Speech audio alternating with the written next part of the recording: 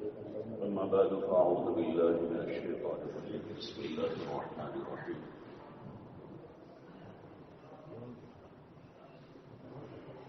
ومن أحسن قولا ممن دعا إلى الله وعمل صالحا وقال إنني من المسلمين ولا تستوي الحسنة ولا السيئة ادفع بالتي هي أحسن فإذا الذي بينك وبينه عداوة كأنه ولي حميم وما يلقاها إلا الذين صبروا وما يلقاها إلا ذو حظ عظيم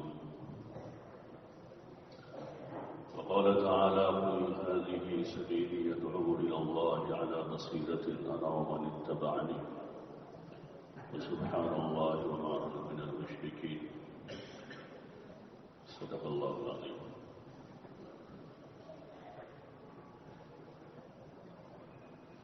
محترم دوستوں اور بزرگوں،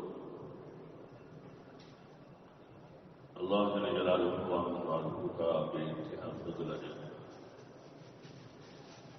اللہ تعالیٰ نے ہمیں کلمہ لا الہ الا اللہ محمد رسول اللہ پڑھنے کی توفیق عطا فرمائی. بغیر کسی حق کے ہم کو اتنی بڑی نعمت عطا فرما دی.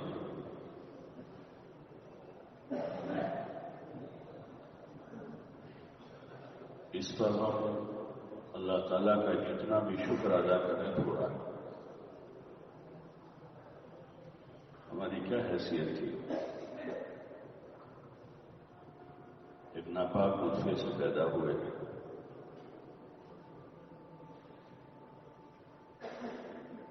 اور اس نے ہی پیدا کیا ہے،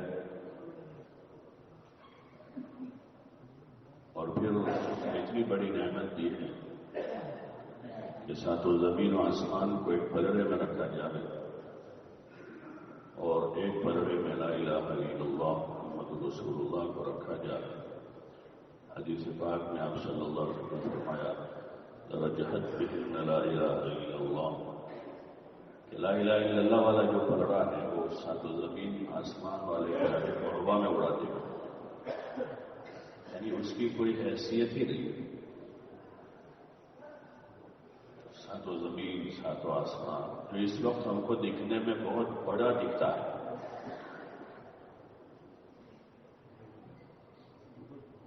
بڑا وسیع نظر آ رہا ہے، لیکن حقیقت میں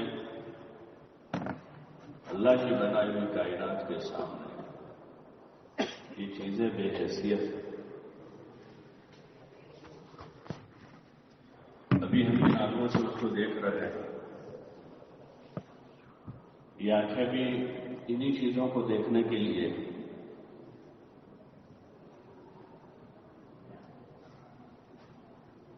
اور آدمی کی موت کے ساتھ یہ جسم کا ہر عضو ختم ہو جائے گا. اس لیے اللہ تعالیٰ نے آسمان سے جو علم اتارا،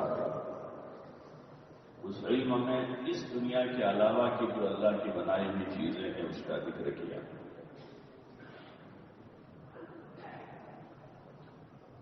اور انسانوں کو اس بات کا پابند کیا کہ ان چیزوں کو بن دیکھے مان لیں، اور جو مان لے گا وہی کامیاب ہوگا.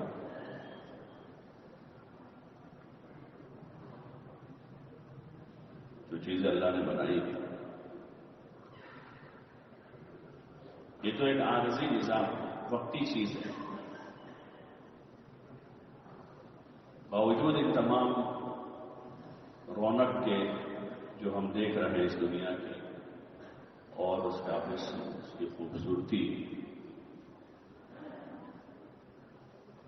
یہ ساری چیزیں فانی، باقی رہنے والا ایمان ہے. خود انسان فانی ہے. روزانہ ہم دیکھ رہے ہیں پہلے کتنے آئے، ہم سے بڑے قد و قامت والے بھی آئے، ہم سے بڑی عقل والے بھی آئے، اور ہم سے بہت زیادہ لمبی عمر والے بھی آئے. اس امت سے بڑی فضیلت والا کوئی نہیں آیا. فضیلت اس امت کی زیادہ ہے. حقیقت و قامت، عمر، صلاحیتیں، اس میں آگے کی امتیں بہت آگے تھی، لیکن وہ بھی چلے گئے. وہ دنیا سے رخصت ہو گئے، ان کا نام و نشان بک گیا. جن کے پاس طاقت تھی، ان کے پاس قوتیں تھیں، صلاحیتیں تھیں، حکومتیں تھیں، لیکن یہ دنیا ہے ہی ایسی کہ یہاں کوئی رہنے کو نہیں آتا، یہاں ہر ایک جانے کو آتا. بڑے بڑے عقل مند لوگ آئے دنیا میں، اور بڑے بڑے متقی لوگ آئے دنیا میں، بڑے بڑے قافلوں کی سیادت کرنے والے آئے، جن کی آواز پر لاکھوں لوگ جمع ہو جاتے تھے. لاکھوں لوگوں کی انہوں نے سیادت کی، قیادت کی، لیکن وہ دنیا سے چلے گئے کہ یہ عاجزی. جلیل القدر انبیاء آئے، بڑے بڑے صحابہ آئے. یہاں کوئی رہنے کے لیے نہیں آئے. أين من سادوا وشادوا وبنوا ملك الكل فلم تغن الحيل. أين أرباب الحجى أهل التقى، أين أهل العلم والقوم الأول. کہاں گئے وہ بڑے بڑے قافلوں کی سیادت کرتے تھے، اور کہاں گئے وہ جنہوں نے بڑی بڑی عمارتیں تعمیر کی. آج تک وہ صدیاں گزر گئی، صدیاں گزر گئی. وہ تو کچھ وہ عمارتیں جو 400-500 سال پرانی ہیں، باقی دنیا کے تاریخ کے ساتھ پرانی وابستہ ہے. تو وہاں 2000 سال پرانی، 3000 سال پرانی، 4000 سال پرانی عمارتیں موجود ہیں.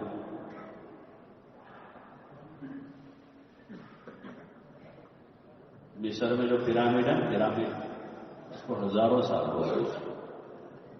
اور آئینہ نے مصر جو ہے موسیٰ علیہ السلام کا اس سے پہلے کا دور سوچا تھا. یہ عیسیٰ علیہ السلام کا عیسوی سن ہمارا چل رہا ہے جو ابھی 2024 ہو، ان کو 2024 سال تو ہو. اس سے پہلے موسیٰ علیہ السلام کا دور، اور اس سے پہلے کے ان کی طوطی بولتی تھی وہاں. لیکن یہ جگہ ہی ایسی ہے کہ یہاں کسی کو بقا نہیں. یہاں کیے ہوئے کاموں کو بقا ہوگا. جو کام آدمی دنیا میں کرے گا نا وہ باقی رہے گا. باقیات صالحات کہتے ہیں، نیک کام. جو نیک کام آدمی کے وہ باقی رہنے والے ہیں. انبیاء کی نیکیاں باقی ہیں، ان کا نیک تذکرہ ہے. حضرت آدم علیہ السلام جو ابو البشر کہلاتے ہیں، ان کا تذکرہ ہے. پہلے انسان، اچھے نام سے ان کا ذکر ہے، ان کے کاموں کا تذکرہ ہے.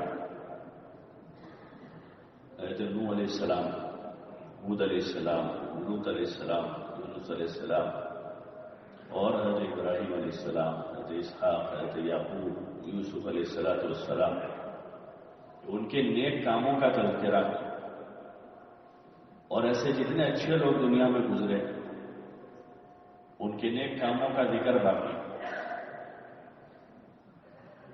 اور وہ نیک کاموں کا اجر بھی باقی.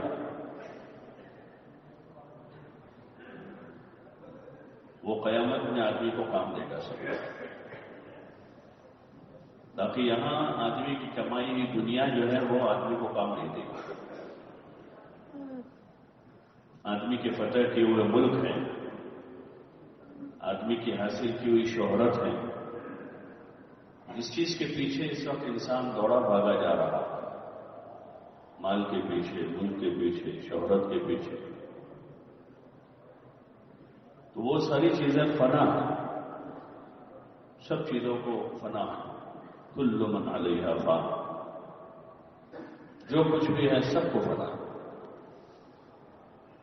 جو سب سے بڑی بنیاد ہے انسان کی فتح و نصرت دنیا میں اور آخرت میں کامیابی کے لیے، وہ سب سے بڑا سرمایہ ایمان ہے،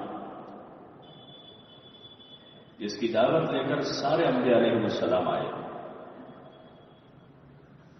سارے انبیاء نے دعوت دی، قولوا لا الہ الا اللہ، دنیا کے لوگوں کو کہ لا الہ الا اللہ کو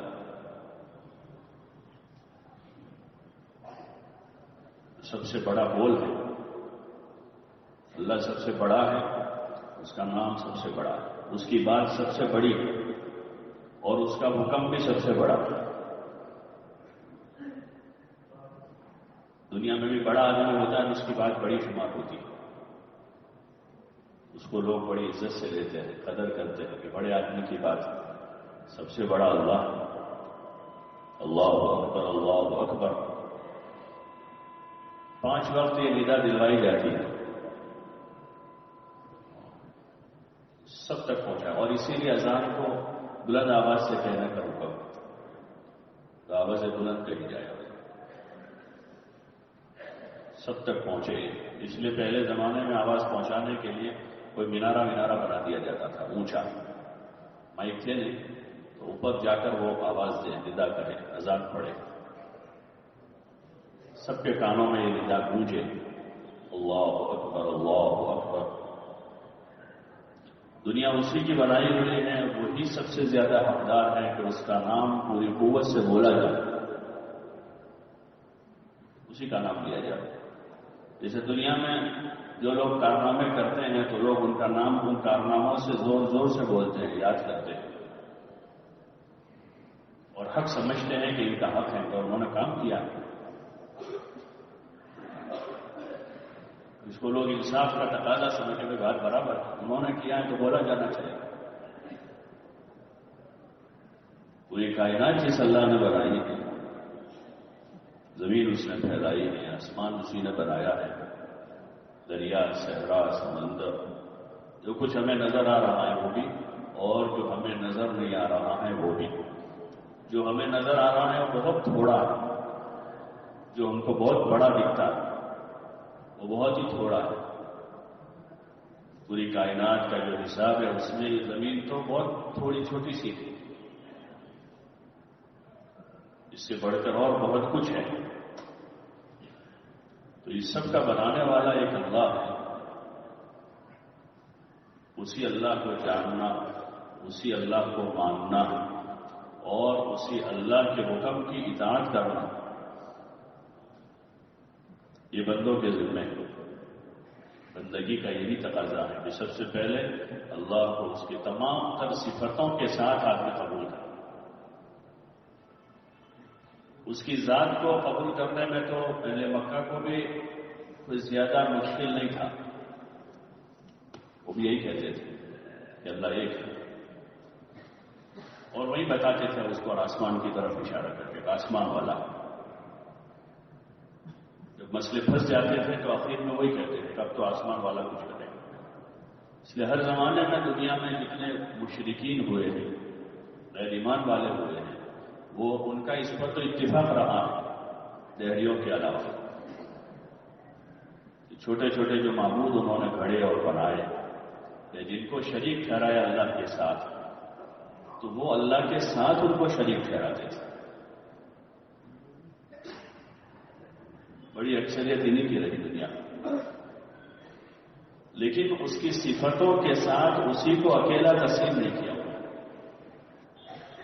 اسی لیے اہل مکہ یہ کہتے تھے اجعل الآلہۃ الہا واحدا ان ھذا لشیء عجاب، کیسی بات کرتے ہیں، سارے خداؤں کو ملا کر ایک کر دیا جائے، یہ تو بڑی قابل تعجب بات ہے، ایسا کیسے ہو سکتا ہے سارے خداؤں کو ملا کر ایک کر دیا جائے۔ اور حضور علیہ السلام نے اسی کی بات کہی، اللہ صرف ایک، اور جیسے وہ اپنی ذات میں اکیلا تنہا ہے کہ اس جیسا دوسرا کوئی نہیں ہے، ایسے وہ اپنی صفتوں میں بھی اکیلا ہے۔ وہی رب ہے. رب کہتے ہیں پالنے والے کو.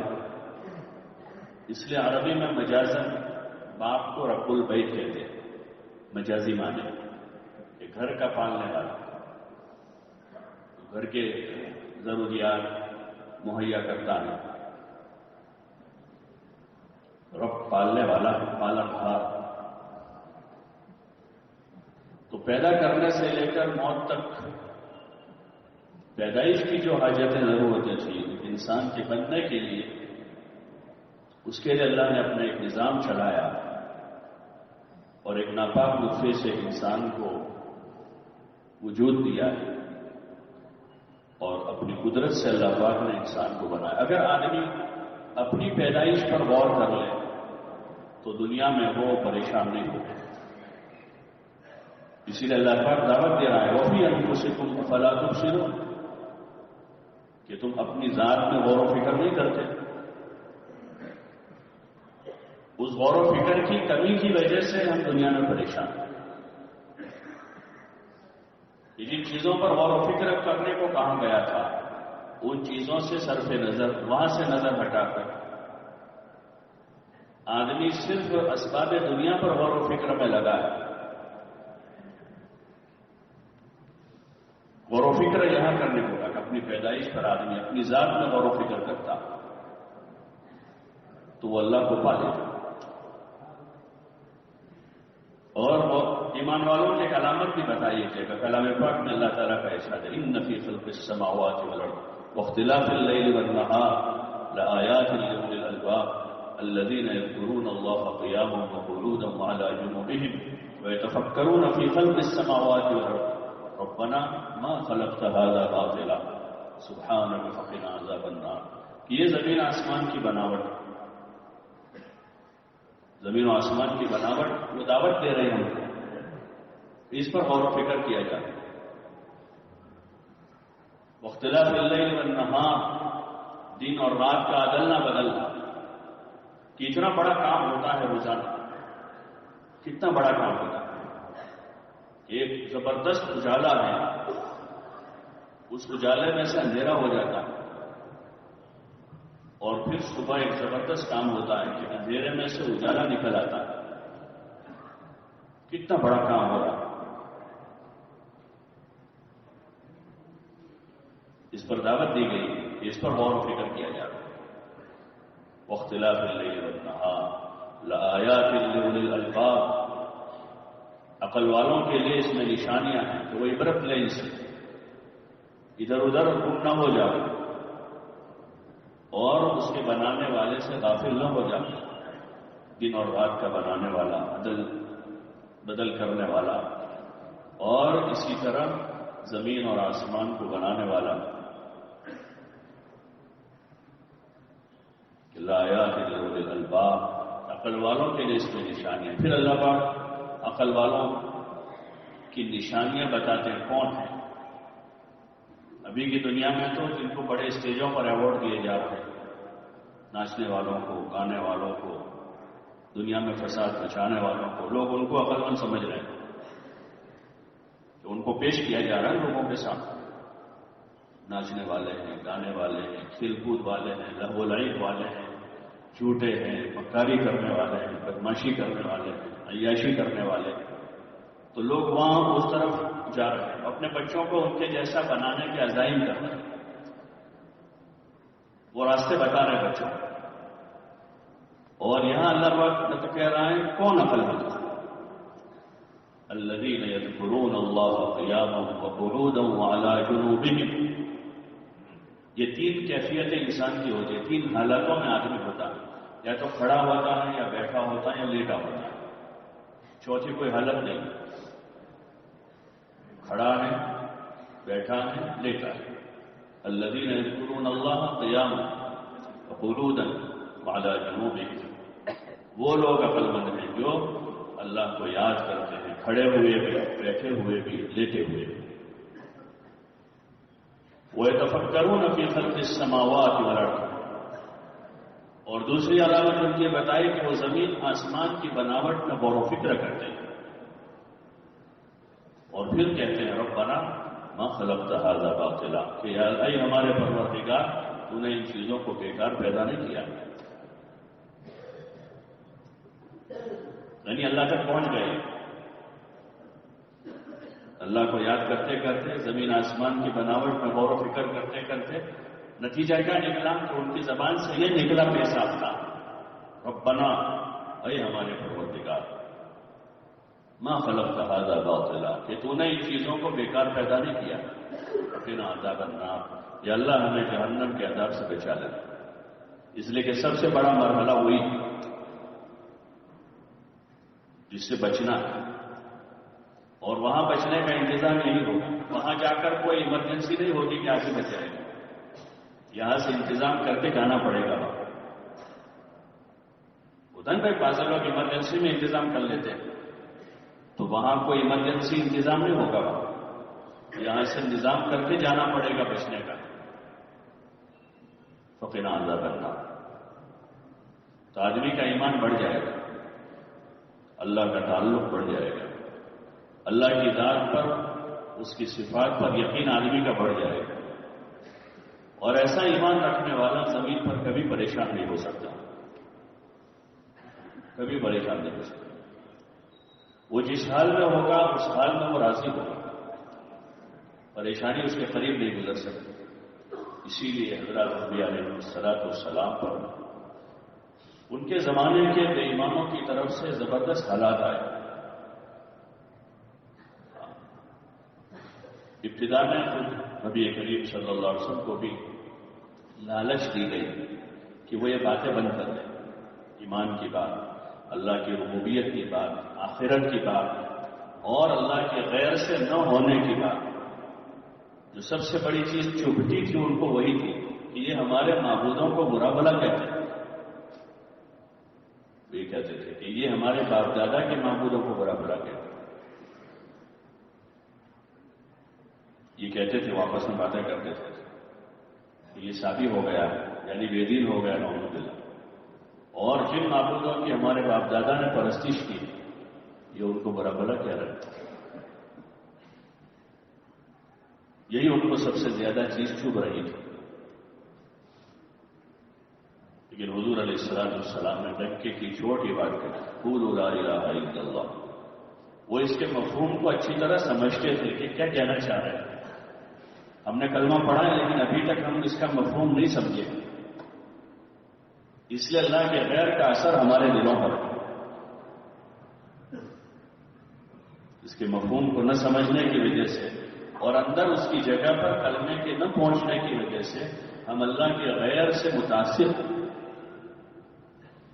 ان کے ہاتھ میں کچھ نہیں،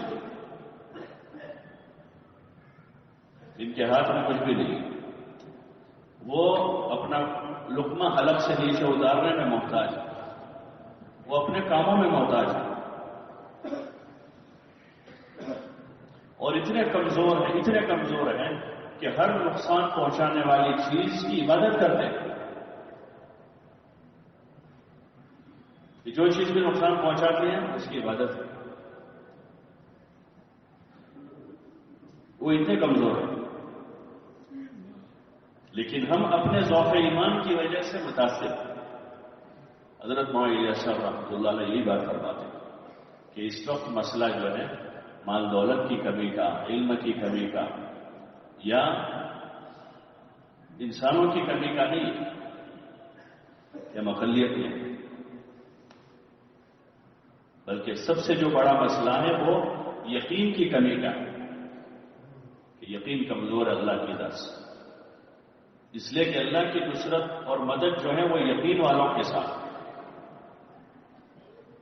ایمان کا جو تذکرہ ہے تو ایمان سے مراد یہ موجودہ جو ہمارا ایمان ہے وہ نہیں جو کلام پاک ایمان کا تذکرہ کر رہا ہوں.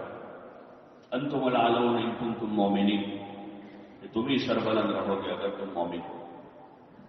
انا لننصر رسلنا والذین آمنوا فی الحیات الدنیا. اس ایمان سے وہ ایمان مراد ہے جو حضور صلی اللہ علیہ وسلم اور صحابہ کا ایمان، ایسا مضبوط ایمان کہ جو نظر اللہ سے کہیں اور طرف جانے نہ دے. حالات چاہے کیسے بھی، حالات سازگار ہوں، حالات ناسازگار ہوں، حالات خوشگوار ہوں، حالات ناگوار ہوں، وسعت کے حالات ہو یا تنگی کے حالات ہو، اقلیت میں ہو یا اکثریت میں ہو، ہماری اقلیت اکثریت سے کوئی فرق نہیں پڑتا. صحابہ کی جماعت اقلیت میں تھی. دنیا کی سب سے بڑی اقلیت اس وقت وہی تھی. سب سے بڑی اقلیت، سب سے چھوٹی جماعت. اور جہاں اللہ پاک نے طالوت جالوت کا جو قصہ نقل کیا ہے اس میں بھی وہ کم من فئۃ قلیلۃ غلبت فئۃ کثیرۃ باذن اللہ، کہ بہت سی چھوٹی جماعتیں بڑی بڑی جماعتوں پر اللہ کے حکم سے غالب آتی ہیں. طاقت و قوت سے نہیں، مال دولت سے نہیں، اپنی تدبیروں سے نہیں، ہتھیاروں سے نہیں، اللہ کے امر سے. بدر میں وہ جماعت غالب ہوئی تھی، اللہ کے حکم سے ہوئی تھی. اللہ کا امر یہ تھا، اللہ نے وعدہ کیا تھا کہ ہم تمہاری مدد کریں گے فرشتوں کے ذریعے سے. تو پھر اللہ نے مدد فرمائی اور وہ جماعت کامیاب ہو گئی. جو سب سے چھوٹی جماعت تھی دنیا کی اس وقت، جو اللہ کا کلمہ لے کر کھڑے ہوئے تھے، جو ایک اللہ کی بات لے کر کھڑے ہوئے تھے، ان کے اوپر زبردست حالات آئے، بھوک آئی، پیاس آئی، تنگیاں آئی، لیکن وہ ڈٹے رہے، جمے رہے.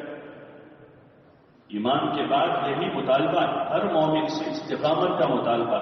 ان الذین قالوا ربنا اللہ ثم استقاموا. ہر ایمان والے سے اس کا مطالبہ ہے.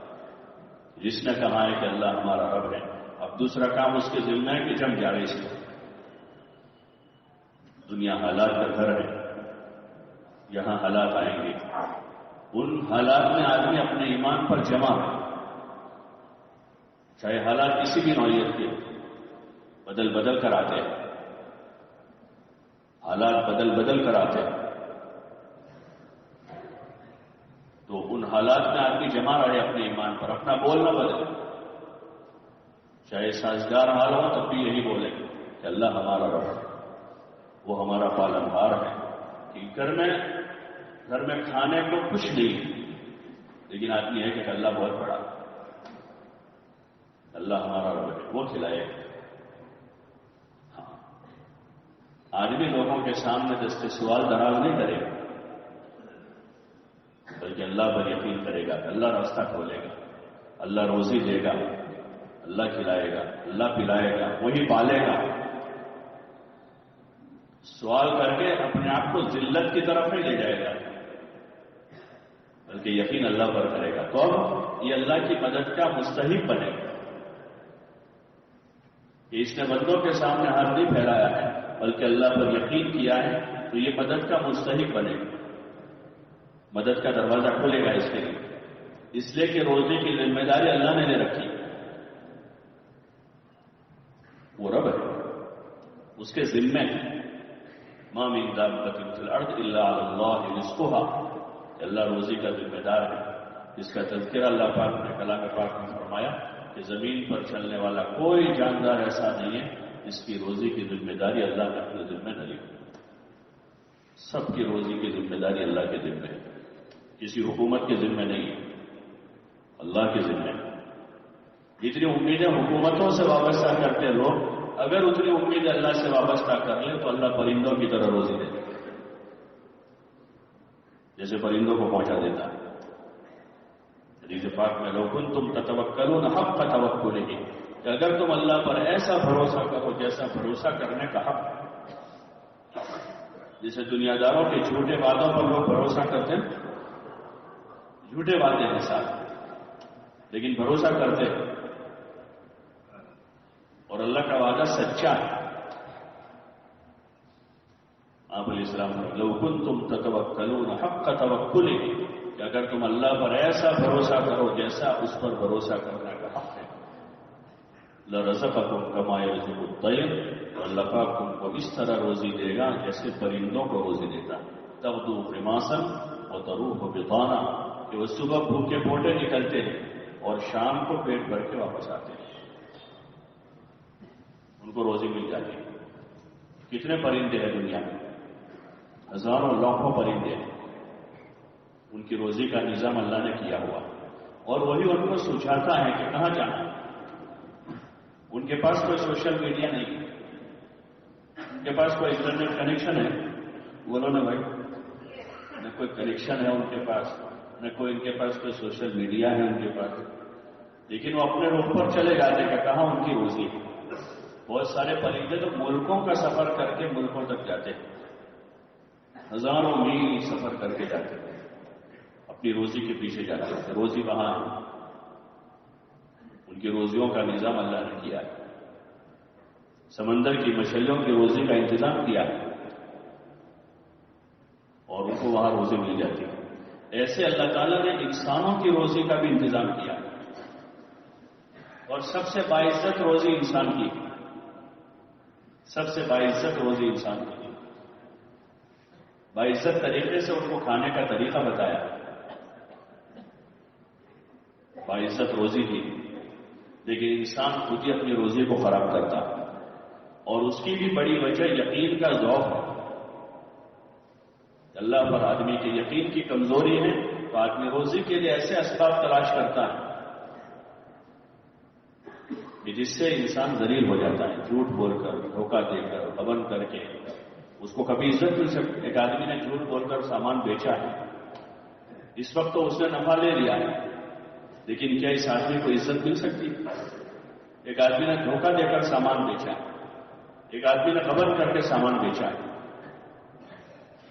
ایک آدمی نے چوری کر کے مال لیا, ایک آدمی نے کسی کا لوٹ کر کھایا, اس نے اپنی روزی لی, لیکن طریقہ ایسا اختیار کیا ہے کہ وہ دنیا میں مخلوق کی نظر میں ذلیل ہو جائے گا اور اللہ کے وہاں بھی مجرم قرار دیا جائے گا.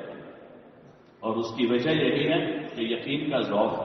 آدمی کیوں جھوٹ بولتا, کیوں جھوٹ بولتا کہ یقین کمزور ہے. اس کو یہ ہے کہ جھوٹ بولوں گا تو فائدہ زیادہ ہوگا, جھوٹ نہیں بولوں گا تو نہیں بکے گا. حالانکہ حدیث پاک میں کہ سچائی میں نجات ہے اور سچ میں برکت ہے. آدمی کو تھوڑا ملے گا, برکت والا ملے گا. حلال ملے گا, برکت والا آئے گا, اس سے اس کو بھی برکت ہوگی, اس کی نسلوں میں برکت ہوگی. لیکن چونکہ یقین کمزور ہے, بڑی جو وجہ ہے وہی. ایک آدمی کو پھوڑے نکلتے ہیں, کبھی ہاتھ میں نکلا, کبھی پیٹھ میں نکلا, کبھی پیر میں نکلا, کبھی سر میں نکلا, کبھی گردن میں نکلتا ہے. تو علاج کرتے کرتے ڈاکٹر نتیجے پر پہنچتا ہے کہ بھائی ان کا خون خراب ہے. یہ پھوڑوں کا علاج کرنے سے کام نہیں چلے گا, ان کا خون کا علاج کرنا ہے. اگر خون کا علاج ہو گیا اور خون کے اندر جو جراثیم آئے ہیں یا جو انفیکشن خون کے اندر ہوا ہے, اگر وہ دور ہو جائے گا تو پھوڑے نکلنا بند ہو جائے گا. ایسے جتنا ہمارے گناہوں کے اسباب کی طرف ہم متوجہ ہوتے ہیں, اس کی بنیادی جو وجہ ہے, آدمی نماز میں سستی کرتا ہے, آدمی جھوٹ بولتا ہے, گناہ کرتا ہے, گناہوں کی راہوں پر چلتا ہے, روزی روٹی کے لیے حلال کو چھوڑ کر حرام کی طرف جاتا ہے. ان سارے چیزوں کی جو اصل اساس ہے وہ یقین کی کمزوری ہے. جب یقین میں قوت آئے گی تو اپنے آپ اندر سارے اعضاء میں پاور آ جائے گی. خون صاف ہوا کہ جسم کے روئے میں جو ہے طاقت آ جائے گی.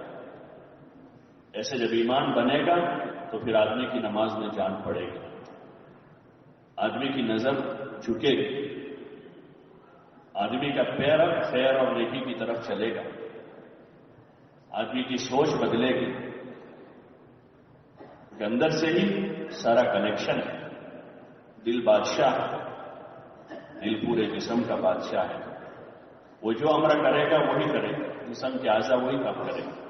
ہاتھ کو وہی سے آرڈر آتا ہے, زبان کو وہی سے آرڈر آتا ہے, دماغ کو وہی سے حکم ہوتا ہے, وہی سے خون بھی سپلائی ہوتا ہے.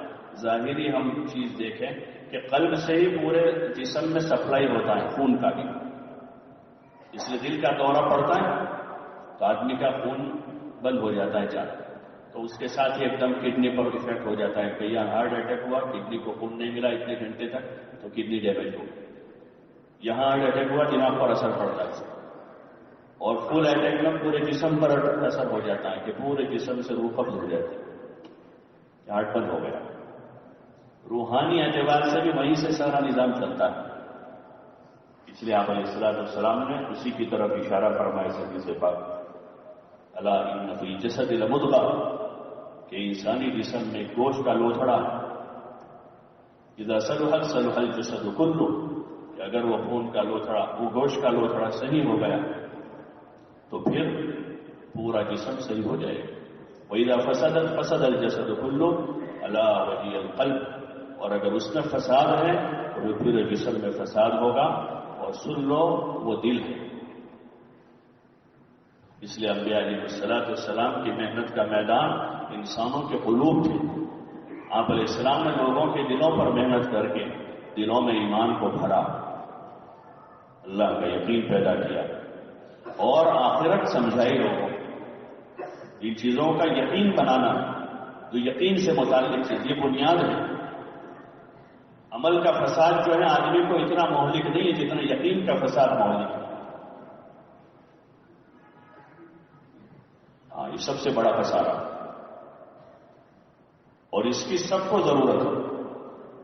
ہاں، ہٹا کٹا آدمی ہوتا ہے، اٹک آ جاتا ہے، تو ان کو کیا ہوگا؟ وہ تو ہر وقت خطرے والی چیز ہے، اطمینان نہیں کر سکتے کسی حال میں کہ بھائی سارے رپورٹس کمپلیٹ تھے، ساری چیزیں ٹھیک تھی، لیکن اٹیک آ گیا کہ بھائی وہ تو ہے ہی ایسی چیز، کسی وقت بھی مطمئن نہیں رہ سکتے ہیں۔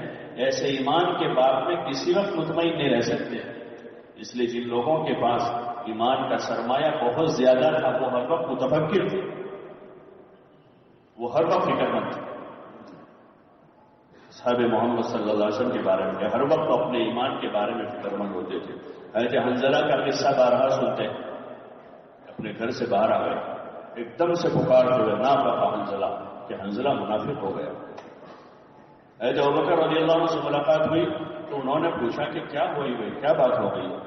تو حضرت حنظلہ کہنے لگے کہ میں جب حضور علیہ السلام کی مجلسوں میں ہوتا ہوں تو کیفیت کچھ اور ہوتی ہے، جب گھر جاتا ہوں تو بیوی بچوں میں مشغول ہوتے ہیں تو کیفیت کچھ اور ہو جاتی ہے، تو مجھے اپنے اوپر خطرہ ہے، خوف ہے نفاق کا، مجھے نفاق کا خوف ہے، اندر سے ڈر۔ حضرت ابوبکر رضی اللہ عنہ فرمانے لگے کہ بھائی یہ معاملہ تو میرے ساتھ بھی ہوتا ہے، آئیے حضور صلی اللہ علیہ وسلم کے پاس جا کر پوچھتے ہیں۔ آپ صلی اللہ علیہ وسلم کی خدمت میں حاضر ہوئے اور وہ بات عرض کی، یا رسول اللہ حنظلہ منافق ہو گیا۔ یہ کیا ہو گیا؟ بولے یا رسول، جب آپ کی مجلسوں میں ہوتے ہیں، جنت جہنم کا تذکرہ سنتے ہیں تو کیفیت کچھ اور ہوتی ہے، گھر میں جاتے ہیں بیوی بچوں سے ملتے ہیں، ان سے ہنسی مذاق ہوتی ہے تو کیفیت کچھ اور ہو جاتی ہے۔ تو حضور علیہ السلام نے فرمایا حنظلہ گاہے گاہے، یعنی وہ کیفیت تو کبھی کبھی آدمی کو نصیب ہوتی ہے جن کا تم تذکرہ کر رہے ہو، اور یہ کوئی نفاق نہیں، یہ نفاق، لیکن وہ ڈر رہا ہے۔ جیسے جتنا بڑا مالدار ہے اس کو اتنا زیادہ فقر کا خوف ہے، جتنا بڑا محل والا ہے اس کو بڑی چوری کا خطرہ ہے، جھوپڑے والے کو کیا ہے، تالا بھی نہیں لگائے گا اور گرمی کے موسم میں باہر کھاٹ نکال کے سو جائے گا، اور بڑے بنگلے والے کو باہر سونا ہو تو بولو نا بھائی کتنا انتظام کرنا پڑے گا، اس کو زیادہ فکر مند رہنے کی ضرورت ہے۔ ایسے ہی جتنا زیادہ ایمان ہے اتنا آدمی فکر مند ہوگا اپنے ایمان کے، کہ کہیں زبان سے کوئی بول ایسا نہ نکل جائے جو اللہ کی مرضی کے خلاف ہے، میرے کاموں میں کوئی کام ایسا نہ ہو جائے جو میرے ایمان کو نقصان پہنچاتا ہے۔ صحابہ کو اس کی فکر تھی، اس لیے ابن ابی ملیکہ کہتے ہیں تقریباً 40 صحابہ سے میری ملاقات ہوئی، میں نے ہر ایک کو جو ہے خاتمے کے بارے میں فکر مند پایا کہ خاتمہ کس حال میں ہوتا ہے، اس لیے کہ اصل اعتبار خاتمے کا ہے۔ آدمی متفکر رہے اپنے ایمان کے معاملے میں کہ سب کچھ جا سکتا ہے، ایمان نہیں جا سکتا، جان جا سکتی ہے، جان جا سکتی ہے، مال جا سکتا ہے، عزت جا سکتی ہے، اس کی نظیریں ملے گی۔ حضرت ابوبکر رضی اللہ عنہ کی بہت بڑی عزت تھی مکے میں، بہت بڑی عزت، مکے کے بڑے سرداروں میں سے تھے اور بڑے مالداروں میں سے تھے، بہت بڑے مالدار تھے اور بہت بڑا نام تھا مکے میں۔ لیکن جب ایمان قبول کیا تو ان کی وہ گٹ بنائی کہ ایک مرتبہ موت کے قریب ہو گئے، لوگوں نے اتنا پیٹا ہوا، اتنا مارا، اور اس پر بھی بس نہیں ہوا، پھر اس کے بعد بھی لوگ پریشان کرتے رہے، ایک مرتبہ ابو بکر رضی اللہ عنہ نے طے کر لیا کہ مجھے مکے میں نہیں رہنا، اتنا بڑا آدمی مکے کا سردار ہے، سب سے بڑا مالدار ہے، اور انہوں نے طے کیا کہ مجھے مکے میں، اور مکہ چھوڑ کے نکل گئے، کافی دور تک گئے کسی قبیلے تک، وہاں کا جو سردار تھا ان کو جانتا تھا کہ ابو بکر بہت شریف آدمی ہے، یہ بڑا مہمان نواز آدمی ہے، اور یہ لوگوں کو دکھ درد کا ساتھی ہے، یہ غریبوں پر یتیموں پر خرچ کرنے والے آدمی ہیں، ناگہانی حالات اور مصیبتوں میں سب سے پیش ہو کر لوگوں کی خدمت کرتے ہیں۔ پوچھا کہ ابو بکر کہاں جا رہے ہیں؟ کہنے لگے اب میں نے مکہ چھوڑنے کا ارادہ کر لیا، اس لیے کہ مکے میں اب امن نہیں ہمارے لیے۔ تو انہوں نے کہا، وہ جانتے تھے نہیں لوگ کہ یہ نہیں ہو سکتا، ابو بکر نہ مکہ چھوڑ سکتا ہے نہ ابو بکر کو مکہ سے نکالا جا سکتا، اور ان کو لے کر واپس آئے، مکہ کے سرداروں سے ملے کہ بھئی یہ کیا وجہ ہے، کیوں نکل گئے؟ تو انہوں نے کہا کہ یہ جو ہے نا اپنے گھر کے باہر نکل کر قرآن پڑھتے ہیں رات میں کھڑے ہو کر، اور ہم کو خطرہ ہے کہ ہمارے بیوی بچے فتنے میں پڑ جائیں گے اس کا قرآن سن۔ جو عرب تھے وہ، اور قرآن میں تاثیر ہے کہ وہ قرآن سنیں گے تو ان کو خطرہ تھا کہ وہ اپنا دین چھوڑ دیں گے اور اسلام میں داخل ہو جائیں گے، تو اس لیے ہم ان کو یہاں نہیں رہنے دیں۔ تو انہوں نے پھر بیچ میں آ کر صلح کروائی اور یہ کہا کہ بھئی ابو بکر جیسا آدمی نہ یہاں سے جا سکتا ہے نہ نکالا جا سکتا ہے، یہ تو صلہ رحمی کرنے والے آدمی۔ پھر درمیانی طور پر ایک بات یہ کیا ہوئی کہ بھئی حضرت ابو بکر رضی اللہ تعالیٰ عنہ جو ہے اپنے گھر میں نماز پڑھیں گے، گھر سے باہر نہیں پڑھیں گے، اس پر وہ راضی ہوئے، اور وہ تبادلے ہو کر پھر ابو بکر رضی اللہ عنہ اپنے گھر میں نماز پڑھنے لگے۔ لیکن کچھ مدت ہوئی کہ رہا نہیں گیا کہ کلام حق ہے، سچ ہے، یہ اندر کا ولولہ ہے، یہ اندر کا ولولہ ہے کہ جو کہ بات حق ہے، سچ ہے، اور جو ساری انسانیت کے لیے، اس کو کیسے چھپایا جا سکتا۔ پھر دوبارہ انہوں نے وہیں باہر نکل کر نماز پڑھنا شروع کی، اور لوگ آنے لگے، عورتیں بھی آتی تھیں، بچے بھی آتے تھے اور ان کا قرآن سنتے تھے۔ تو پھر وہ مکہ کے سرداروں نے وہ جو سردار آئے تھے ان کی صلح کروائی تھی، ان کو بلایا، وہ آئے، ان سے بات کی، دیکھو آپ نے صلح کروائی تھی کہ گھر میں رہ کر قرآن پڑھیں گے، لیکن پھر بات شروع کر دیا انہوں نے۔ تو وہ گئے ابو بکر رضی اللہ عنہ کے پاس اور ان سے بات کی۔ ابو بکر نے کہا کہ یہ تو نہیں ہو سکتا، اللہ کا کلام ہے، میں جو پڑھ رہا ہوں یہ تو نہیں ہو سکتا میں گھر میں رہ کر اس کو پڑھوں۔ تو پھر انہوں نے کہا کہ پھر میں نے جو ذمہ داری دی ہے تم کو یہاں ٹھہرانے کی، میں اپنی ذمہ داری سے سبکدوش ہو جاؤں۔ تو انہوں نے کہا کہ تم اپنی ذمہ داری سے سبکدوش ہو جائیے، میرا اللہ بہت بڑا ہے، یہ ایمان ہے اندر کا، اس خوف کے ماحول میں بول رہا ہے کہ میرا اللہ بہت بڑا ہے، اس اللہ کا میں کلام پڑھ رہا ہوں۔ اور پھر دوبارہ انہوں نے اپنی نماز شروع کی۔ گھر کے باہر انہوں نے مسجد بنا رکھی تھی اپنی، اس میں وہ پڑھتے تھے۔ تو یہ اللہ کی طاقت ہے، تو اتنے بڑے آدمی ہیں تو ان پر اتنا بڑا حال آ رہا ہے، پھر بھی چین سے نہیں رہنے دیا انہوں نے۔ سالہ سال گزرے، اس میں تقریباً وہ 13 سال کا پورا قصہ ہے۔ اور پھر حضور علیہ السلام کے ساتھ ہجرت کر کے ان کو مدینہ منورہ جانا پڑا، اور ہجرت کے جو حالات تھے وہ معمولی حالات تھے،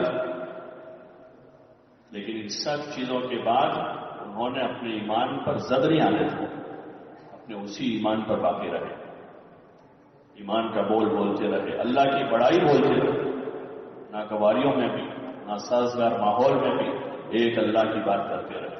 کرنے والا اللہ ہے، کھلانے والا اللہ ہے، پالنے والا اللہ ہے، زمین و آسمان کا مالک ایک ہے۔ ڈنکے کی چوٹ بول رہے ہیں، گلیوں میں جا کر بول رہے ہیں، بازاروں میں جا کر بول رہے ہیں، میدانوں میں جا کر بول رہے ہیں، اور لوگوں کے گھروں پر جا کر کہہ رہے ہیں ایک کرنے والا ایک اللہ۔ اس میں کوئی مصلحت نہیں ہوتی، یہ تو ایک پکی تھکی بات ہے، ایک سیدھی سی بات ہے، اس میں کوئی مصلحت نہیں، کوئی مصلحت نہیں اس میں کہ اللہ ایک ہے۔ بچے سے پوچھو تو وہ بھی کہنا چاہے کہ اللہ ایک ہے، اس کا کوئی شریک نہیں، یہ ایمان کی بات ہے۔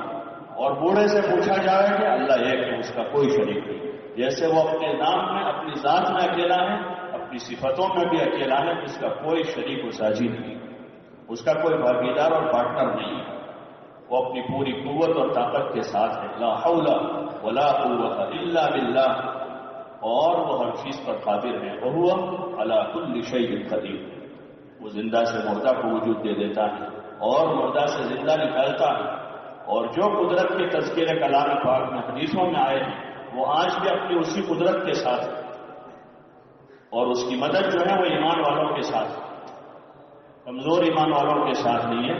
اس کی مدد اور نصرت کبھی ایمان والوں کے ساتھ ہے، چاہے ان کی تعداد بہت تھوڑی ہو. بدر کے جو لوگ تھے وہ سب سے کم لوگ تھے. دنیا میں جتنے قبائل ہوں گے اور جتنی حکومتیں ریاستیں تھیں اس میں سب سے چھوٹی سی اقلیت جس کو کہیں مدینہ منورہ کے یہ لوگ تھے جن کی تعداد 313 تھی، اور ان کے مقابلے میں پوری دنیا کا باطل تھا، لیکن وہ اپنے ایمان پر قائم تھے. انہوں نے اللہ کہا تھا اس پر جمے ہوئے تھے. اس کا اللہ کی طرف سے حکم ہے ان الذین قالوا ربنا اللہ ثم استقاموا، کہ جنہوں نے کہا ہے کہ اللہ ہمارا رب ہے پھر وہ اپنے ایمان پر جمے ہوئے. تتنزل علیہم الملائکہ، کہ ان کے اوپر فرشتے اترے. یہ ایمانی قوت ہے اندر، یہ ایمانی قوت کے ساتھ آدمی رہے، اور یہ ایمانی قوت باقی رہے گی ایمان کے مذاکروں سے. ایمان کے مذاکرے ہوں گلیوں میں، بازاروں میں، محلوں میں. اسی لیے بازار میں چوتھا کلمہ پڑھنے کی فضیلت زیادہ ہے تو مقابل مسجد کی. ایک آدمی مسجد میں پڑھے اور ایک آدمی بازار میں پڑھے تو بہت بڑا فرق ہے، بہت بڑا فرق. اس لیے کہ بازار میں اللہ کا غیر ہے پورا، اسی کی طرف توجہ دلائی جا رہی ہے. لوگ اپنی چیزوں کی طرف، سامان کی طرف، اسباب کی طرف، اللہ کے غیر کی طرف کھینچ رہے. وہاں جا کر آدمی بول رہا لا الہ الا اللہ، اللہ کے سوا کوئی معبود نہیں. وحدہ لا شریک لہ، وہ اکیلا تنہا ہے، اس کا کوئی شریک نہیں. لہ الملک، پوری زمین اور پوری کائنات کی حکومت اسی کی، اس کے علاوہ کوئی دوسرا مالک نہیں. پوری کائنات کا مالک اکیلا ہے. لہ الملک ولہ الحمد، اور جتنی تعریفیں ہیں وہ صرف اللہ ہی کے لیے، صرف ایک اللہ کے لیے. جتنی تعریفیں، تمام تعریفوں کا مالک وہی ہے، اسی کے لیے ساری تعریفیں. وَلَهُ الْحَمْدُ يُحْيِي وَيُمِيتُ، وہی زندہ کرنے والا اور موت دینے والا. جب وہ زندگی دینے پر آوے تو موت کے منہ میں سے نکال کر اس کو 100 سال کی حیات دے دے، اور جب وہ موت دینے پر آوے تو زندگی کے عروج پر پہنچے ہوئے آدمی کو سیکنڈوں میں جو ہے ڈھیر کر دے. کوئی تصور نہیں کر سکتا تھا کہ آدمی مر جائے گا، سیکنڈوں میں دنیا سے چلا گیا، کہ وہ اللہ کے ہاتھ میں ہے. یحیی و یمیت وہو حی لا یموت، وہ زندہ ہے، اس کو موت نہیں ہے. بیدہ الخیر، ساری خیر، ساری بھلائیاں اسی کے ہاتھ میں، ساری بھلائیاں، ساری خیر اسی کے ہاتھ میں. اور وہ ہر چیز پر قادر ہے. یہ سب سے بڑی بات ہے کہ اس کے پاس قدرت ہے. اس وقت یہ اسباب کے فلسفے میں ہم الجھ گئے. اسباب کے فلسفے میں ہم ایسے الجھے ہیں کہ ہر چیز میں یہ سوچتے ہیں کہ کیسے ہوگا، یہ کیسے ہوگا، یہ کیسے ہوگا، یہ کیسے ہوگا. اللہ کی قدرت سے ہوگا، سیدھی سی بات ہے. وہ موسیٰ علیہ السلام کے لیے پانی کے بہتے ہوئے دریا میں راستے کس نے بنائے تھے، اور اسی دریا میں فرعون کو کس نے غرق کیا تھا؟ وہ اس نے اپنی قدرت سے کیا. حضرت آدم علیہ السلام کو بغیر ماں باپ کے کس نے پیدا کیا تھا؟ وہ اللہ نے کیا تھا اور اپنی قدرت سے کیا. حضرت عیسیٰ علیہ السلام کو بغیر باپ کے کس نے پیدا کیا تھا؟ وہ اللہ نے کیا تھا اور اس نے اپنی قدرت سے پیدا کیا. حضور علیہ السلام کی حفاظت کے لیے وہ غار کے منہ پر مکڑی کا جالا جو بنوایا تھا کس نے بنوایا تھا؟ وہ اللہ نے کروایا تھا، اپنی قدرت سے کروایا تھا. اور وہ 313 نہتوں کو 1000 کے بڑے لشکر پر فتح کس نے دی تھی؟ وہ اللہ نے دی تھی، اور وہ اللہ نے اپنی قدرت سے دی تھی. اور جہاں مکہ اور اہل مکہ اور سارے مشرکین کے قبائل اور یہود اور منافقین اور سب نے مل کر بڑی طاقت بنائی تھی حضور علیہ السلام اور صحابہ کو ختم کرنے کی، لیکن 10,000 صحابہ کے ذریعے سے مکہ کو کس نے فتح کروایا تھا؟ وہ اللہ نے کروایا تھا، اپنی قدرت سے کروایا. وہ اپنی اسی قدرت کاملہ کے ساتھ. یہاں تو سارا نظام بدلتا رہے گا، دنیا میں لوگ آتے جاتے رہیں گے. وہ اپنی اسی شان کے ساتھ ہے جس شان کے ساتھ وہ پہلے تھا، آج بھی ہیں اور اپنی اسی شان کے ساتھ ہے. اس کی طاقت کبھی کمزور نہیں ہو سکتی. اس کو دنیا کے لوگوں کی رائے کی ضرورت نہیں اپنی طاقت کو مضبوط کرنے کے لیے، اور اس کو کسی طاقت سے طاقت لینے کی ضرورت نہیں. وہ ان سب چیزوں سے پاک ہے. وحدہ، وہ اکیلا ہے. لا شریک لہ، لہ الملک ولہ الحمد. سارا ملک، ساری کائنات کی حکومت اللہ کی ہے. اس اللہ کا ہم نے کلمہ پڑھا ہے، اس اللہ کا کلمہ پڑھا.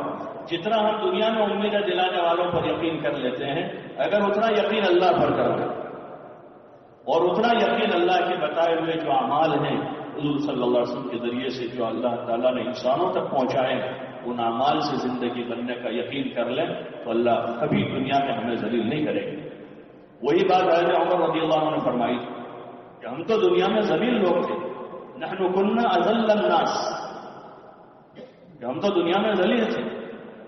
عزنا اللہ بالاسلام، کہ اللہ نے ہمیں اسلام کے ذریعے عزت دی، کہ ہماری تو کوئی حیثیت نہیں تھی، ہم دنیا میں ذلیل تھے. حضور علیہ السلام کے ہاتھ میں ہاتھ دیا، اسلام قبول کیا، تو اسلام کی وجہ سے اللہ نے ہمیں عزت دی. لو نطلب العزہ بغیر الاسلام یذلنا اللہ، کہ اگر ہم اسلام کے راستے کو چھوڑ کر کسی اور راستے سے عزت طلب کریں گے، اللہ ہمیں دوبارہ ذلیل کر دے گا. اور وہی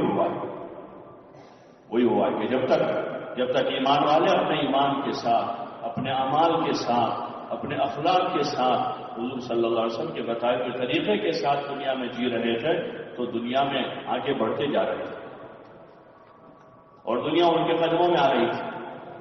لوگوں کے دلوں میں ان کی عزت آ رہی تھی، لوگ ان کو پسند کرتے تھے، ان کے عادات و اطوار کی وجہ سے، ان کے دین کی وجہ سے، ان کے اخلاق کی وجہ سے، کہ وہ مسلمان تھے. اپنے اسلام پر تھے. لوگوں سے ہی کہتے تھے تم ہمارے جیسے ہو جاؤ، ہم سمپل ہیں کہ ہمارے جیسے ہو جاؤ. کونوا مثلنا. لوگ مسلمان تھے، اسلام زندگیوں میں تھا، ایمان دلوں میں تھا، اسلام بازاروں میں تھا، اسلام گھروں میں تھا، اسلام معاشرت میں تھا، اسلام عبادتوں میں تھا، یہاں تک کہ اسلام ان کی سیاست میں تھا. دنیا زیر ہو رہی تھی ان کے اسلام کے سامنے، ان کے ایمان کے سامنے، ان کے اخلاق کے سامنے. وہی بات فرمائی علامہ اقبال رحمۃ اللہ علیہ نے، جو معزز کے زمانے میں مسلمان ہو گئے، جو اپنے اسلام کی وجہ سے معزز ہو گئے زمانے میں. ان کا دبدبہ کوئی ان کے ہتھیاروں کی وجہ سے نہیں تھا، ان کے ایمان کا دبدبہ تھا، ان کے عادات و اطوار کا دبدبہ تھا، ان کے اخلاق کا دبدبہ تھا، جو ان کے اخلاق کا اثر لے کر قوموں کی قومیں اسلام میں داخل ہوئی.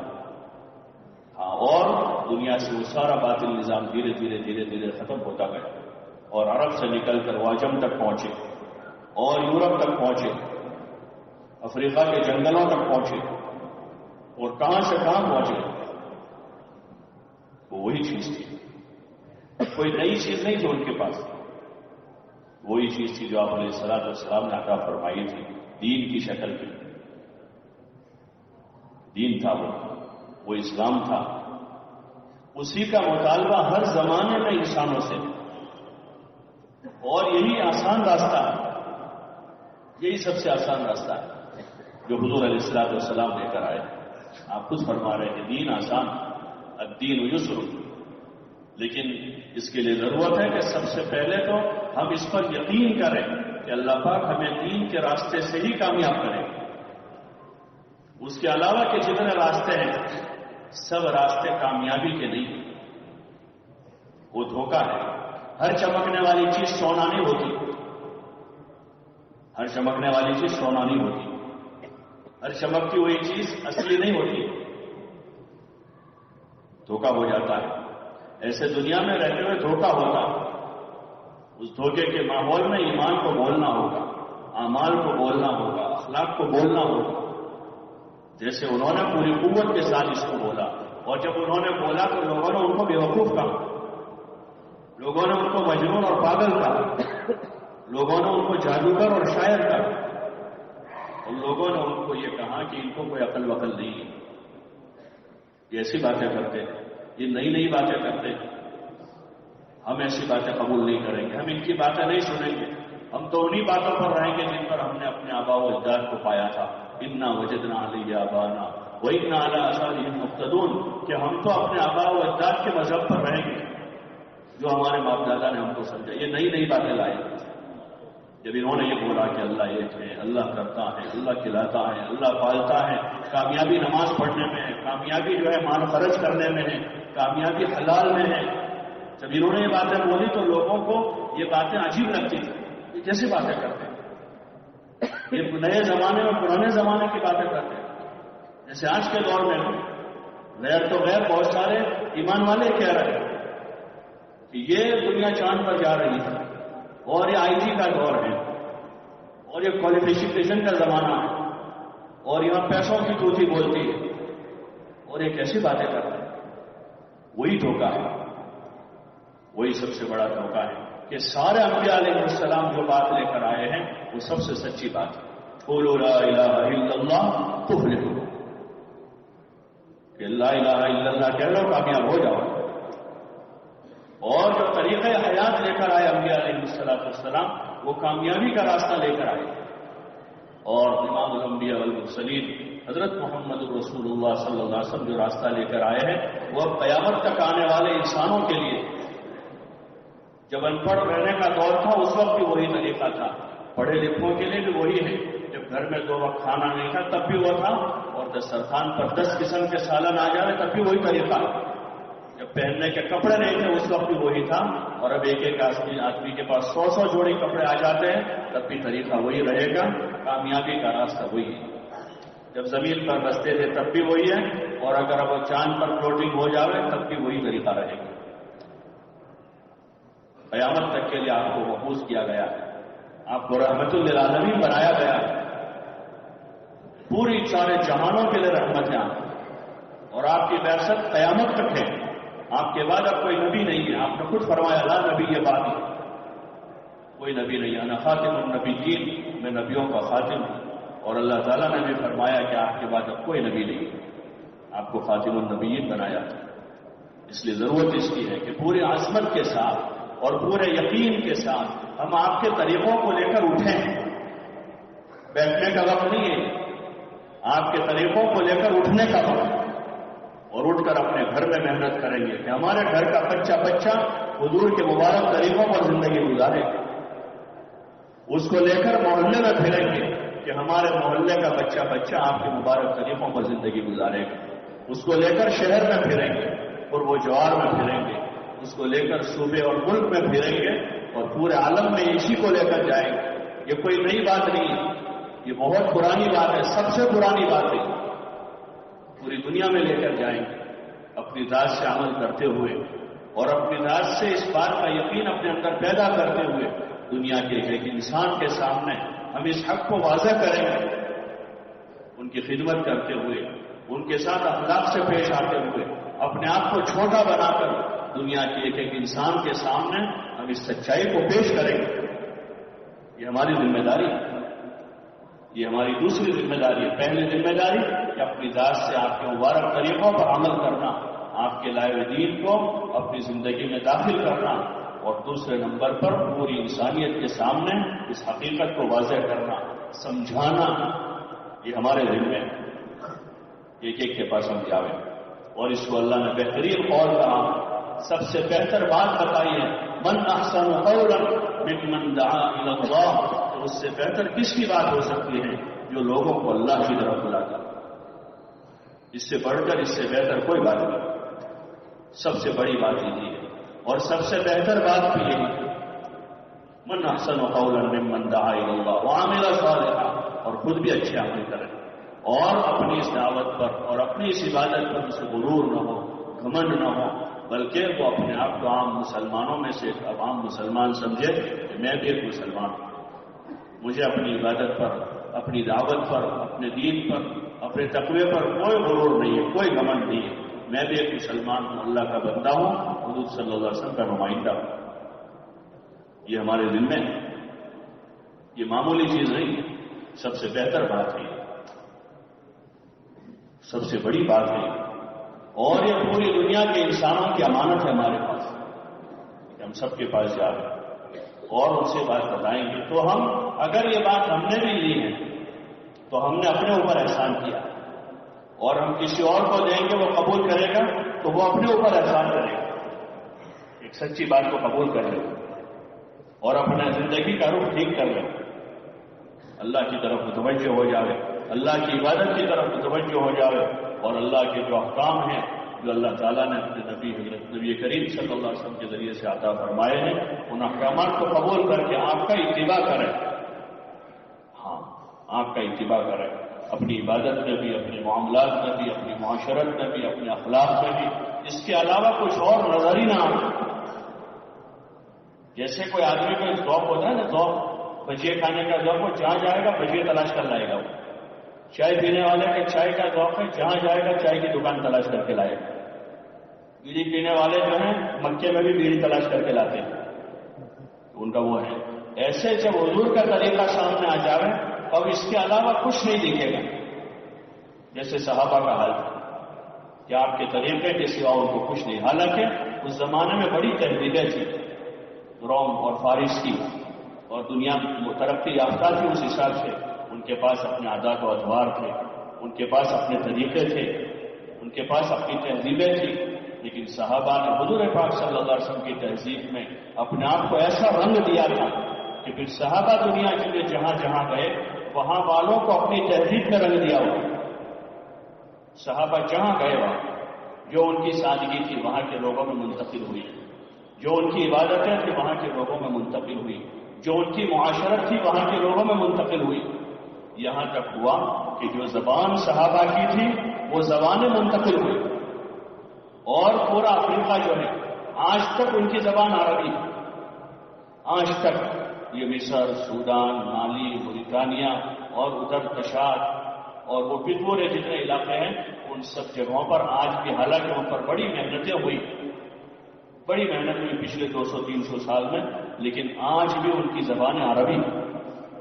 اور آج بھی ان کے عوام میں دیہی علاقوں میں اگر جاتے ہیں وہاں تو آج بھی صحابہ کی معاشرت کے اثرات ان کی زندگیوں پر. ہاں, انہوں نے اپنے آپ کو حضور کے رنگ میں رنگا تھا. وہی مطالبہ ہے ہم پر امت سے کہ ہم اپنے آبا و اجداد کے رنگ میں نہیں رنگے جائیں گے, ہم اپنے قوم سماج کے رنگ میں نہیں ہوں گے, کیونکہ سارے رنگ حضور کے رنگ کے آنے کے بعد سب ختم ہو گئے. سارے نبیوں کے رنگ ختم ہو چکے. حضور علیہ السلام فرمانے لگا کہ موسیٰ علیہ السلام زندہ ہوتے تو میرا اتباع کرتے, اور عیسیٰ علیہ السلام قرب قیامت میں نازل ہوں گے, آسمان سے اتریں گے, وہ بھی میرا اتباع کریں گے. تو اب کسی اور کا رنگ کیسے چلے گا؟ ہماری زندگی پر, ہماری معاشرت پر, ہماری عبادت پر, ہمارے اخلاق پر, ہماری خوشی غمی پر ایک ہی رنگ ہوگا, وہ حضور والا رنگ. تو اس رنگ میں اپنے آپ کو رنگتے ہوئے دنیا میں جائیں گے, آپ کے طریقوں کو لے کر کہ آپ کے طریقے پر نماز پڑھتے ہوئے, آپ کے طریقے پر زندگی گزارتے ہوئے, آپ کے اخلاق سے متصف ہوتے ہوئے, اور آپ والا درد و غم لیتے ہوئے. جو سب سے بڑی بات ہے کہ آپ والا درد لے کر, آپ والا غم لے کر, یہ جو چلن پھرن ہے تبلیغ کی, اس میں جہاں ایک طرف آپ کا کام ہے وہاں دوسری طرف آپ والا درد و غم. مولانا الیاس صاحب رحمۃ اللہ علیہ فرماتے تھے کہ ہمارا کام تو رانڈ کا رونا جو اپنے اکلوتے بیٹے کی موت پر ہوتی کہ جس کا شوہر تو پہلے سے مر چکا تھا اور ایک بیٹا اس کے پاس تھا, جس بیٹے سے کچھ امید تھی کہ یہ بیٹا میرا سہارا بنے گا, بڑھاپے میں کچھ میرے لیے وہ انتظام کرے گا, اور وہ بیٹا بھی مر گئے, تو کیسے روئے گی؟ اس کے آنسو فرضی آنسو نہیں ہوں گے. ایک تو وہ ہے کہ کسی کی ماں مر گئی اور رونے والی محلے میں سے آئی ہے, کہیں سے وہ روتی ہے, اس کے آنسو فرضی ہے. لیکن ایک وہ عورت رو رہی ہے کہ جس کا بیٹا اکلوتا تھا, شوہر پہلے مر چکا تھا اور اب اس کا بیٹا مر گیا ہے, تو کیسے وہ روتی ہے؟ اس کا رونا اندر سے. ایسے یہ کام ہے, ایک طرف حضور صلی اللہ علیہ وسلم والے طریقے پر کام ہے اور دوسری طرف آپ صلی اللہ علیہ وسلم والا غم ہے, آپ والا درد ہے.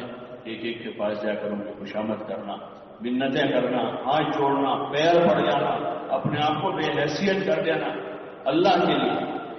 اسی چیز کی کمی ہے اس وقت دنیا میں کہ لوگ مال و دولت کے لیے بے حیثیت ہوئے, اپنی زمین جاگیر کے لیے سال سے کوٹ کے چکر کاٹ رہے ہیں, اور اپنی معمولی سی انا کے خاطر ذلیل ہوئے. لیکن دین کے خاطر ذلیل ہونے والے کتنے؟ جنہوں نے دین کے لیے اپنے آپ کو بے حیثیت کر دیا، اپنی ساری حیثیت کو مٹا دیا. جیسے میں نے ابھی یاد کیا حضرت ابوبکر رضی اللہ عنہ کی بہت بڑی حیثیت تھی، اس حیثیت کو انہوں نے حضور والے دین کی خاطر قربان کر دیا. اور خود حضور پاک صلی اللہ علیہ وسلم کی حیثیت کتنی بڑی آپ کی حیثیت تھی کہ آپ کو معراج کروائی گئی اور اسی معراج کے بعد آپ کو زیادہ جھٹلایا گیا. ایک طرف اتنی بڑی آپ کی حیثیت اور دوسری طرف آپ کو جھٹلایا گیا، آپ کو بے حیثیت کرنے کی کوشش کر دی گئی، لیکن وہ دین کے لیے تھا. تو وہ لوگوں کے بے حیثیت کرنے سے بے حیثیت نہیں ہوئے. اللہ تعالیٰ نے فرمایا وَرَفَعْنَا لَكَ ذِكْرَكَ کہ ہم نے آپ کے نام کو بلند کر دیا. اللہ کے دین کی خاطر اپنی حیثیتوں کو قربان کرنا، جان مال جذبات صلاحیتیں حیثیتیں، وہی تو ہمارے راستے کی رکاوٹیں بنی ہوئی. مال رکاوٹ بنا ہوا ہے کہ مال کا ٹرن اوور ہمارے خدا میں نہیں جانے دے رہا، یہاں سے لینا باقی ہے وہاں دینا باقی ہے. زمین جاگیر بنی ہوئی ہے، ہماری حیثیتیں رکاوٹ بنی ہوئی کہ وہاں نکل کر لوگوں کے پاس گشت کرنے پڑے گا، وہ طبیعت میں نہیں آ رہا. اپنے محلے میں دین کے خاطر لوگوں کے پاس جانا پڑ رہا ہے اور اپنی حیثیت ایک محلے میں وہ حیثیت کو مٹانا اللہ کے نام پر، تو پھر خدا ان حیثیتوں کو بلند کر دے گا. اس دنیا میں خدا برکتوں کے دہانے کھول دے گا کہ جو چیز اللہ کے نام پر قربان ہوگی. کسی جگہ پڑھا من ترک شیئا للہ عوض اللہ خیرا منہ کہ جو چیز خدا کے لیے کوئی آدمی قربان کرے گا اللہ اس سے بہتر اس کو عطا فرمائے گا. اللہ نے ان کی حیثیتوں کو بلند کر دیا، صحابیت کا مقام دیا. لوگ عظمت و عزت کے ساتھ قیامت تک ان کا نام لیتے رہے. اللہ ان سے راضی ہو گیا اور بڑے بڑے درجوں کا ان کو مالک بنا دیا. ہاں یہ وعدے اللہ کے، ان کے بعد بھی یہ وعدے رضی اللہ عنہ ورضوا عنہ یہ ان کے لیے وہاں ہے. وہاں یہ بعد والوں کے لیے بھی وعدہ ہے کہ جو ان کے نقش قدم پر ہوگا، جو ان کے نقش قدم پر اپنے دین پر عمل کرتے ہوئے پورے عالم میں اللہ کا دین زندہ اس کے لیے فکر کرے گا، کوشش کرے گا، محنت کرے گا، اپنی جان و مال کو لگائے گا، تو وہ ان کے نقش قدم پر ان کے پیچھے پیچھے جائے گا. اس لیے گزارش ہے کہ رسمی طور پر کام نہیں کرنا، یہ کوئی رسم نہیں، یہ ایک حقیقت ہے کہ اپنے اندر دین داخل کرتے ہوئے، اپنے آپ کو اپنے دین پر ثابت قدم کرتے ہوئے، دین کو اپنی زندگی میں داخل کرتے ہوئے پورے عالم میں اللہ کا دین زندہ ہو. گلی گلی محلے محلے دنیا کے چپے چپے میں کرے گا اللہ. ہاں اس لیے کہ قادر مطلق وہی ہے، ہمارے بس میں نہیں ہے، لیکن اگر ہم سچے عزائم ارادوں کے ساتھ اپنا کام کر رہے ہیں تو اللہ تعالیٰ اس کام میں جان ڈالے گا، اس کے اثرات کو خدا دنیا میں پھیلائے گا.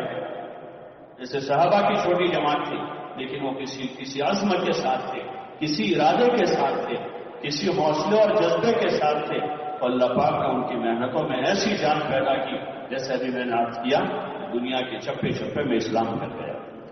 اور وہ اللہ ہی نے اللہ کی مدد سے ہوا کہ جب محنتیں قربانیاں مجاہدے دعائیں اس کے دربار میں پہنچتی ہیں، مقبول دعائیں ہیں اور اخلاص والے اعمال ہیں جو اللہ کے دربار میں پہنچتے ہیں، پھر وہاں سے بڑے بڑے فیصلے ہوتے ہیں.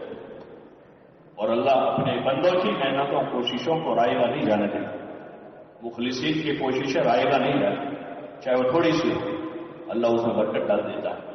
اس لیے ارادے کرنے ہیں، عزائم کرنے ہیں کہ ہم بھی چین سے بیٹھیں گے نہیں. ہاں کھانا پینا ضروریات ہے، ضرور کھائیں، پیٹ بھر کے کھا لیں، فقہ کرنے کی استعداد نہیں، کوئی حرج نہیں ہے، کھانا کھا لیں. ضرورت اسباب ہیں دنیا کے تو ہم اپنے اسباب اپنی ضرورتوں کو بقدر ضرورت رکھیں. یہ نہ ہو کہ یہ ہمارے اسباب اور یہ ہماری دنیا جو ہے ہمارے لیے رکاوٹ بن جائے، ایسا نہ ہو، بلکہ اپنی ضرورت کے بقدر دنیا میں مشغول ہوں گے، باقی اپنا دین سیکھیں گے اور اپنا دین سیکھتے ہوئے دنیا میں جائیں گے. اور دنیا کے چپوں چپے میں جا کر دین کے لیے قربانی دیں گے، محنت کریں گے، مجاہدہ کریں گے، مشقت اٹھائیں گے، اپنے دین کو سیکھتے ہوئے اس پر ثابت قدم رہتے ہوئے دوسروں کو بھی متوجہ کریں گے اور پھر اللہ سے مانگیں گے، روئیں گے، دھوئیں گے، گر گرائیں گے. اللہ سے اپنا تعلق بناتے ہوئے انسانیت کی ہدایت، وہی ہمارا سب سے بڑا مقصد ہوگا دنیا میں کہ اسی کو مانگ رہے ہوں گے ہر وقت اللہ ہمیں بھی ہدایت دے دے، ہماری مغفرت کر دے، اور اللہ پاک پوری امت محمد صلی اللہ علیہ وسلم کی مغفرت فرما دے اور پوری امت کو اللہ ہدایت نصیب فرما دے. یہی ہمارا عزم و ارادہ ہوگا اور اسی کی دن رات دعائیں ہوگی تو پھر اللہ تعالیٰ اس محنت میں جان پیدا کرے گا. اس لیے گزارش ہے کہ اب ہمت کر کے اپنے لیے ارادے کریں کہ انشاءاللہ اس کام کو سیکھنے سمجھنے کے لیے، اپنی ذات سے اپنا دین سیکھنے کے لیے اور پورے امت میں دین زندہ ہو، اس کی کوشش کے لیے کہ بزرگوں نے نظام قائم کیا کہ 4 مہینے راہ خدا میں نکل کر اس مبارک کام کو سیکھنا سمجھنا.